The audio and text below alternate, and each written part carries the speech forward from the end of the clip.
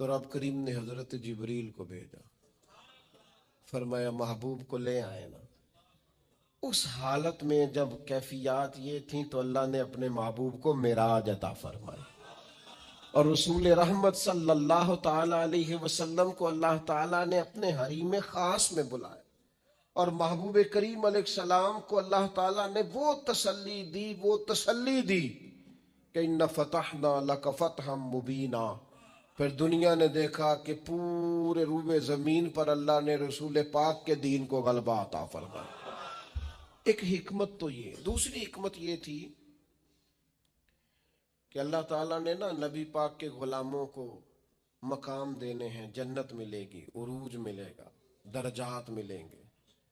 اللہ فرماتے میں نے مومنوں کی جانوں کے بدلے ان کو جنت دے دی ہے، سودا کر لیا ہے۔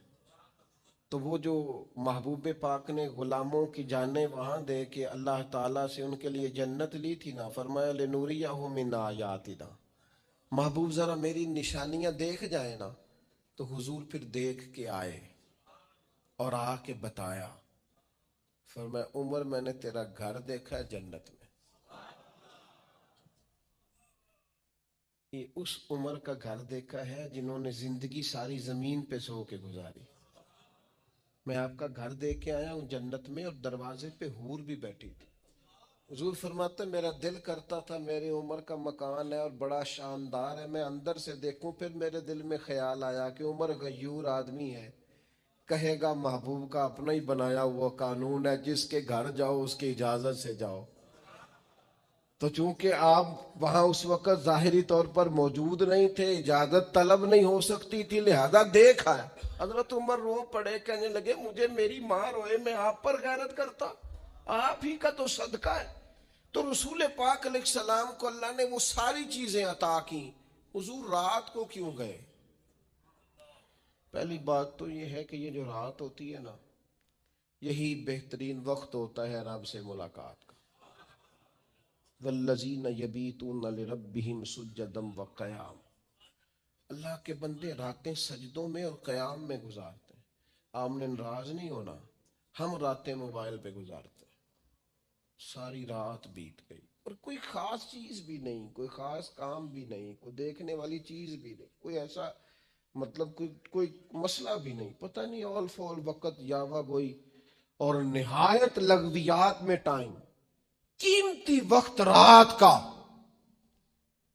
جو اللہ کی بارگاہ میں حاضری کا وقت تھا، جو اس کے حضور پیش ہونے کا وقت تھا، جو رحمت طلب کرنے کا وقت تھا، وہ سارا ضائع کر دیا۔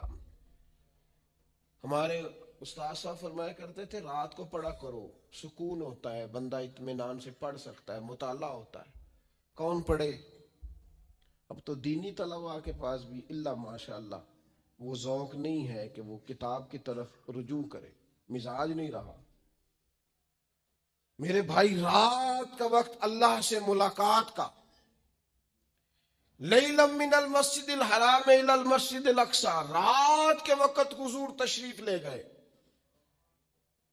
بڑی خوبصورت بات لکھی حضرت شیخ ابو نور رحمت اللہ علیہ نے، وہ فرمانے لگے حضور کا ہر صحابی چاہتا تھا میں اپنے رب کو ملوں۔ وَإِذَا سَأَلَكَ عِبَادِي أَنِّي فَإِنِّي قَرِيبٌ، تڑپ کے آئے نا صحابہ، ایک دن عرض کی یا رسول اللہ رب کو دیکھنے کو جی چاہتا ہے، اس سے ملنے کو جی چاہتا ہے۔ تو اللہ کریم نے فرمایا وَإِذَا سَأَلَكَ عِبَادِي أَنِّي فَإِنِّي قَرِيبٌ، محبوب جب آپ کے پاس آ کے میرے بندے میرے بارے میں پوچھیں تو آپ ان سے فرما دیں میں ان کے قریب ہی ہوں، جب دعا مانگیں گے میں قبول کروں۔ تو حضور علیہ السلام اگر غلاموں سے فرماتے میں جا رہا ہوں تو رب کی ملاقات کا شوق تو ہر جگہ تڑپتا تھا۔ شاید باقی بھی عرض گزار ہوتے حضور ہم نے بھی جانا ہے، اور جہاں جبریل امین نہیں جا سکے وہاں کوئی کیسے جاتا؟ وہ کئی دفعہ انسان نے کہیں جانا ہوتا ہے نا، بلا مثال و بلا تشبیہ، صرف ذہن میں بات اتارنے کے لیے مثال دیتا ہوں، جانا ہوتا ہے نا تو بچے بھی ضد کرتے ہیں میں نے بھی جانا ہے۔ اب بچوں کے جانے کی جگہ نہیں ہے، وہاں لے جایا نہیں جا سکتا، تو والد کیا کرتا ہے؟ ان کے سونے کا انتظار کرتا ہے۔ تو رات کو سو جائیں تو سوئے سوئے نکل جاتے ہیں. ہاں اتنا کام ضرور کرتا ہے کہ جب واپس آتا ہے تو ذرا تحفے لے کے آتا ہے, ذرا تحائف کے ساتھ آتا ہے تاکہ بچے راضی ہو جائیں. محبوب کریم جا رہے تھے, کریم اگر فرماتے میں جا رہا ہوں تو سب تڑپتے, سب ذرا سا تو دل ہے مگر شوق اتنا, میں بھی وہی لن ترانی سنا چاہتا ہوں. سب خواہش کرتے لیکن سب سو رہے تھے. محبوب تشریف لے گئے, لیکن جب واپس آئے تو نماز کا تحفہ بھی لائے. السلام علینا وعلی عباد اللہ الصالحین, اللہ کے بندوں پر سلام کو بھی لائے. اور ساتھ فرمایا میرے رب نے وعدہ بھی فرمایا ہے کہ مجھے اللہ تعالیٰ شفاعت کا حق بھی عطا فرمائے. یہ سارے تحفے لے کر رسول پاک صلی اللہ علیہ وسلم واپس آئے. اور پھر تیسری بات, اللہ تعالیٰ